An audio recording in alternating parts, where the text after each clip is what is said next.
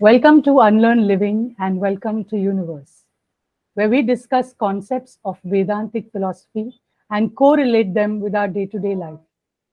Today's topic is about something you don't see, yet it can be seen in your actions, in your words, in your thoughts. When you look at a mirror, you only see yourself in the physical body that you are in. But there is an entity, a villain, in the guise of your best friend ever that tells you what to do, say, or think. I'm here with Mr. Kuldeep Kalawar, and he will introduce you to this character in our life. Over to you, sir.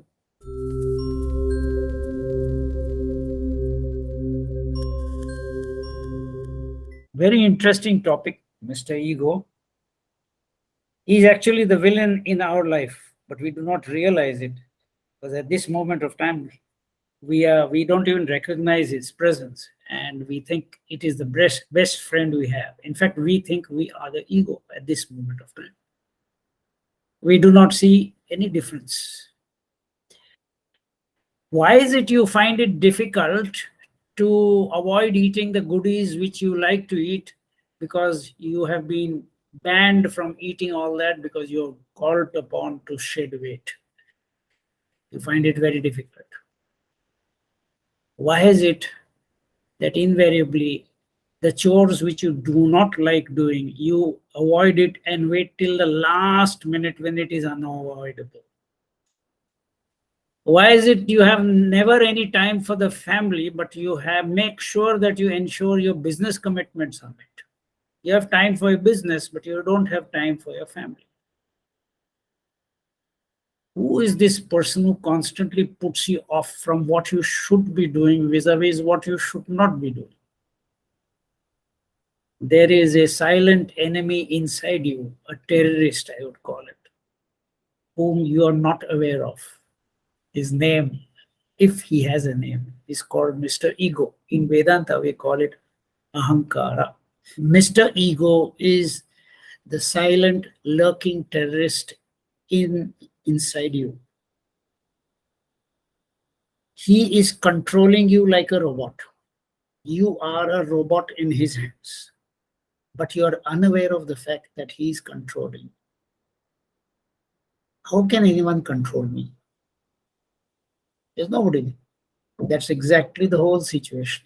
You think there is nobody inside you, but there is somebody inside you who is controlling you, who makes sure that you do what he likes you to do.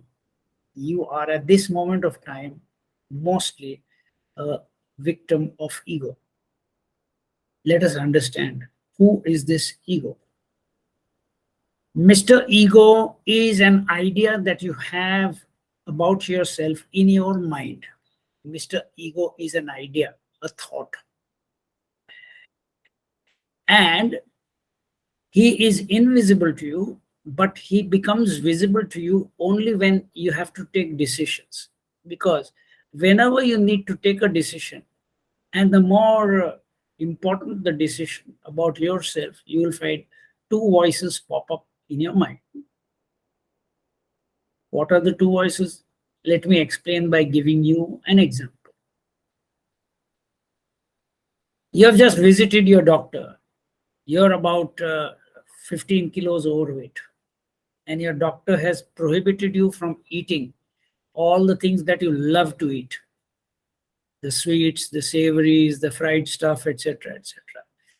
Now he has said, look here, if you do not stop this and do not get back your weight, normal weight, you will have these problems and you will end up in serious trouble.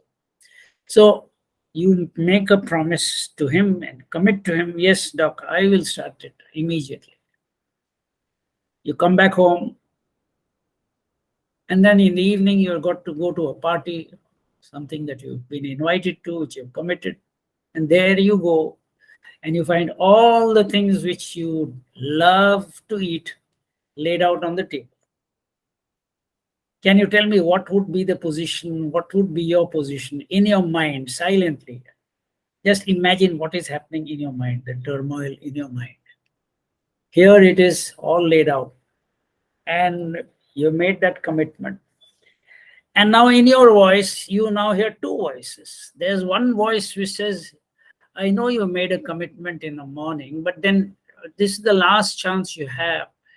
Just take it, grab it. This is the last opportunity. Tomorrow morning onwards, you do your whatever dieting, etc. There's another voice which pops up in your mind. You have made a commitment to your doctor, and he has also warned you about the consequences.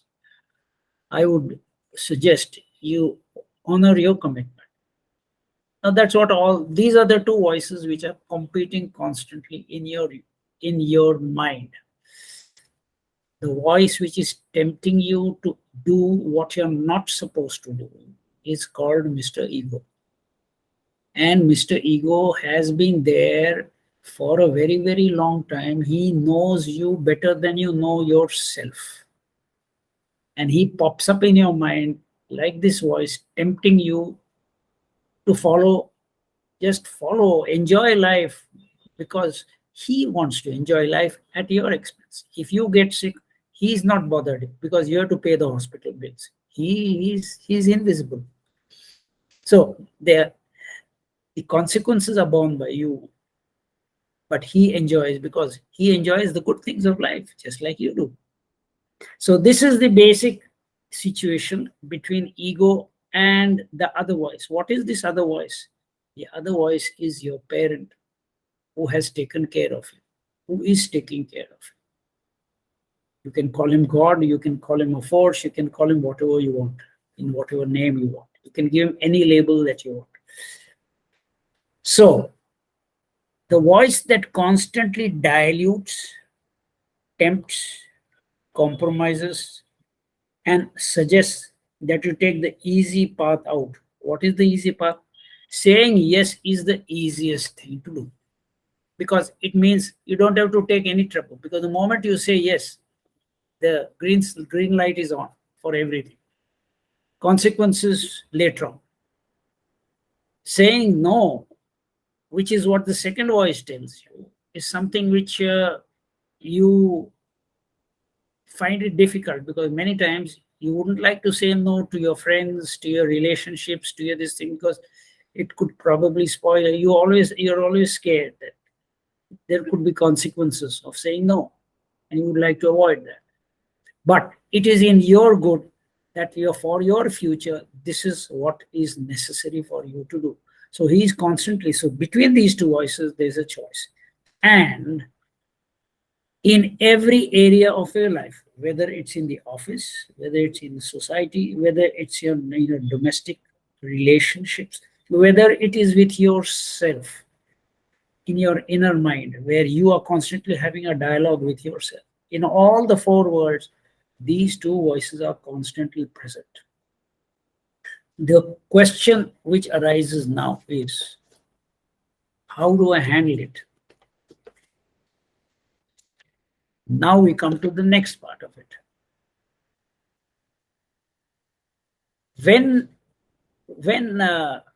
Whenever you're doing something,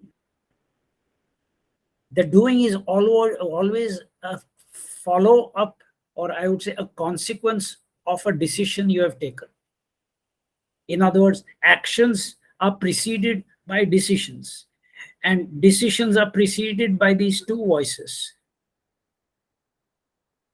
If you follow Mr. Ego's path, according to Vedanta, ego then becomes your mentor, coach, and guide in that particular experience, because you have selected him, opted for him. Now he becomes your guide. He leads you on that path. If you opt for God's voice, God becomes your guide, mentor, and coach for that experience. What is it? What is the difference between the two approaches of God and ego? Ego has his own motive in guiding you. What is his motive?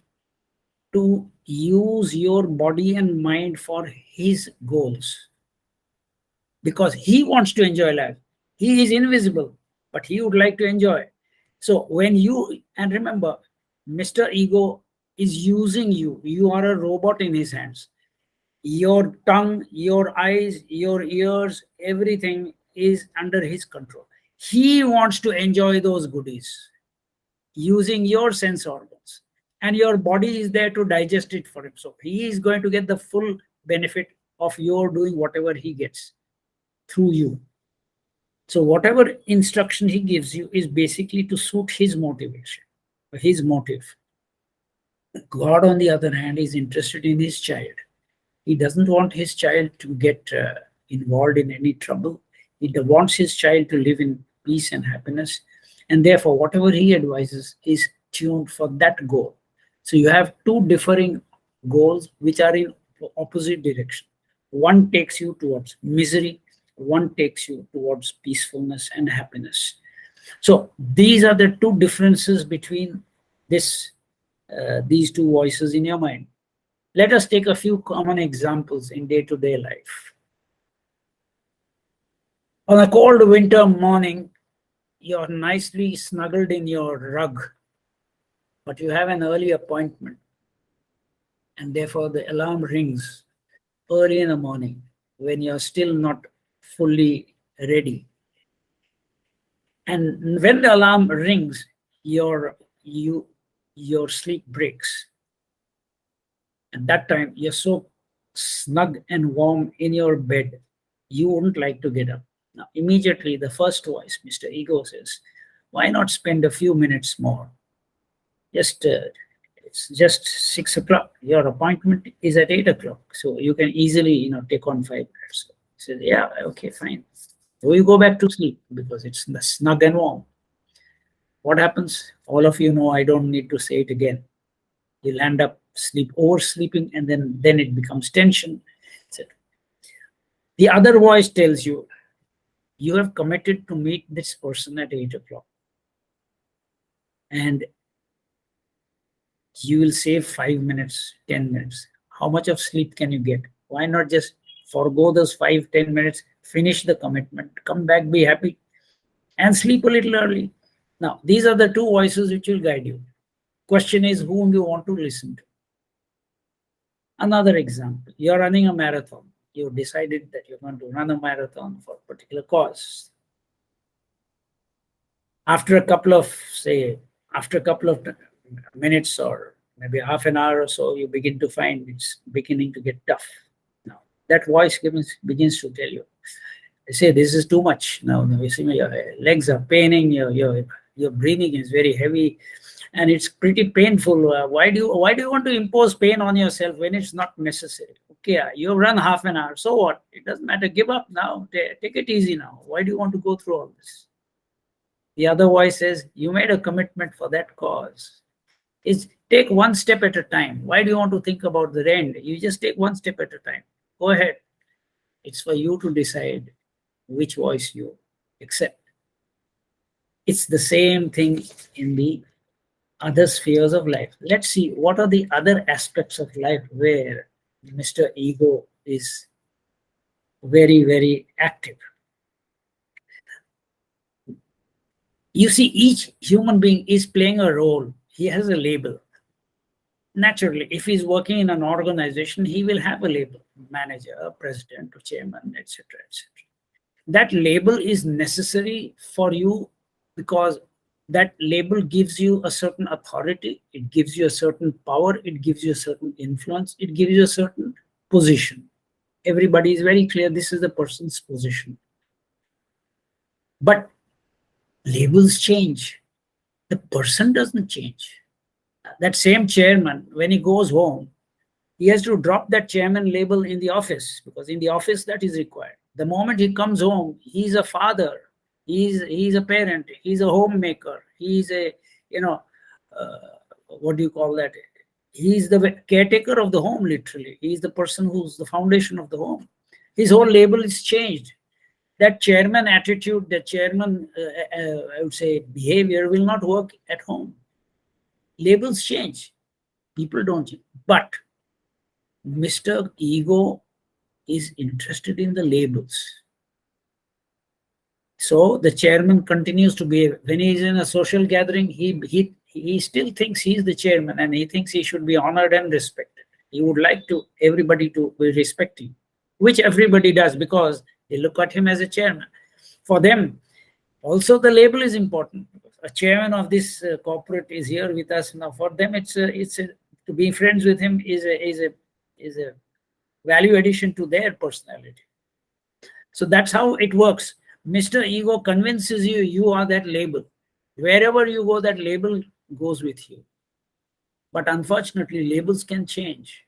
And when labels change, a man begins to feel miserable because labels can disappear overnight. So suppose you're a chairman and suddenly you are deprived of that label and you're sacked.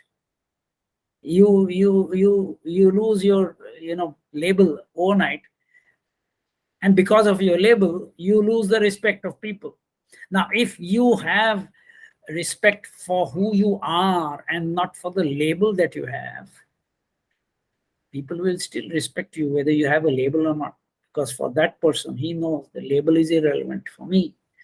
Now ego convinces you you're a label, and the moment you're convinced you're that label, you're headed for, at some moment of time in your life, misery and unhappiness, dissatisfaction. So this is what happens when you follow ego. And if you follow the other voice, you will never find yourself in any trouble. Why do I say that?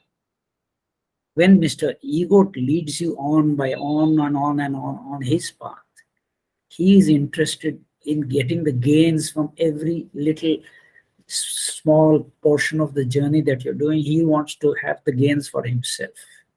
He's not interested in your welfare. When you select God's path, God is constantly overseeing the journey. He knows that after 1 kilometer, my child is going to have this problem. So he smoothens the journey there. He makes sure that things are clear, the roadblocks are removed. Then when he sees that there's maybe heavy rain over there, he creates some sort of a situation where you will not go into that situation and you'll halt at some place overnight and you go next day. So he makes sure, you may not understand why this is happening to me, but later on when you look back, you will find it was because of his guidance, because of his creating these situations that you had to stop overnight. You might have felt, I have made a commitment, I should be there tonight, but it's not happening. Well, he knows better. Is in those situations where you realize much later on that if this had not happened, I would have been in big trouble. This is basically the difference between these two voices. And the more and more in your life, in every aspect of life, you begin to follow God's I would say, advice, you will find your life becomes more and more peaceful and more happy. So great. If you like what you're listening to in this series, do subscribe to us. And this show comes up every weekend. So we really look forward to you following us, sharing with us your questions that you may have about life. And our website will tell you how this course will kind of teach you also about ego, and it's part of the curriculum. So do look that up as well. So thank you so much, sir. Welcome. And thank you all. Welcome.